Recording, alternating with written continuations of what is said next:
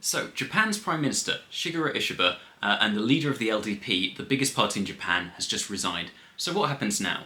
Well, in very simple terms, he's going to remain on for a short period as an effective steward until a replacement leader of the LDP is chosen, who will likely also become the new Prime Minister as well, given that they're the largest party in Japan.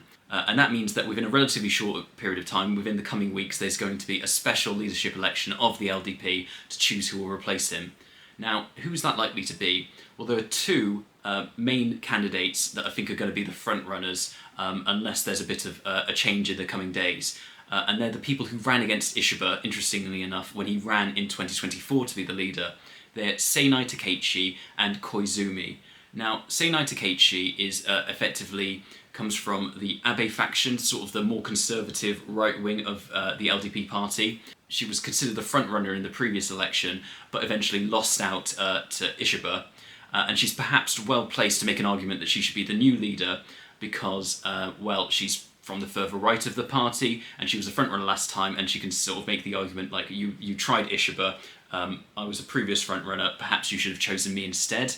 And also, because Sanzato, the right-wing populist party, made major gains in the 2025 election, and that's a big part of why Ishiba left, perhaps she can make an argument that she's well-placed, being from the traditional right of the party, that she's well-positioned and can sort of win those voters back, given that Sanzato called themselves the LDP of the good old days, and she can sort of bring back traditional voters and restore the popularity of the party on the right wing and stop more votes from the LDP bleeding out to Sanzato and stop them making further gains from the LDP over time and sort of comfort and win back the base, the right wing of the party. It's also very interesting that when Ishiba resigned, he said something at first fairly innocuous, that he wants to hand on the baton to the next generation.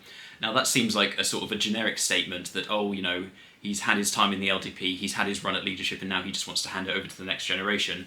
But bear in mind that Ishiba, I believe, is around 68 years old. Now, Sanae Takaichi is around 64, whereas Koizumi is a much younger man. I believe he's 44 years old. So it's sort of harder to argue that he was talking about Sanae Takaichi, and so perhaps that was a very subtle indication that he favours Koizumi as a potential replacer of the two, given that Ishiba, for years, was willing to criticise the Abe faction of the party, and he ran against them to become leader and to keep Sanae Takaichi out.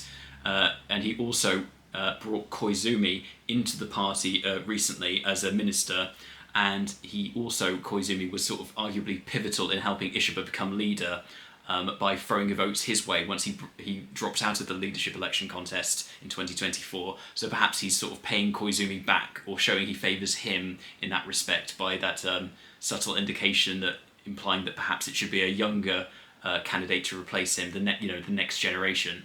Now, the other candidate, Koizumi, as I say, he placed third in the previous election in 2024. He's got the pedigree to be a leader of the LDP and a prime minister, given that his father in the past was the LDP leader and prime minister of Japan, which a large number of the leaders of Japan have been the sons of previous prime ministers. And he's had a recently relatively successful turn. He's sort of a talented media operator, Koizumi, but he's had a relatively high-profile turn recently as the farming minister during the rice crisis, and he was sort of seen as very active, and he tried lots of new methods to sort of get the rice price down, things like releasing older rice into the system and encouraging a quicker release of rice to supermarkets to drive the prices down, and so he was sort of seen as in quite a prominent role in doing that.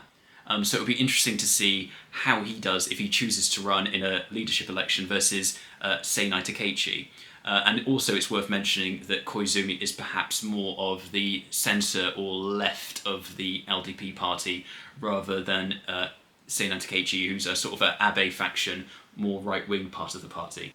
So it'd be interesting to see in time if those two both choose to once again run only a year later, how well they do, and if some other prominent LDP names then decide to enter the contest as well and put their name forward as a potential Prime Minister and leader of the LDP.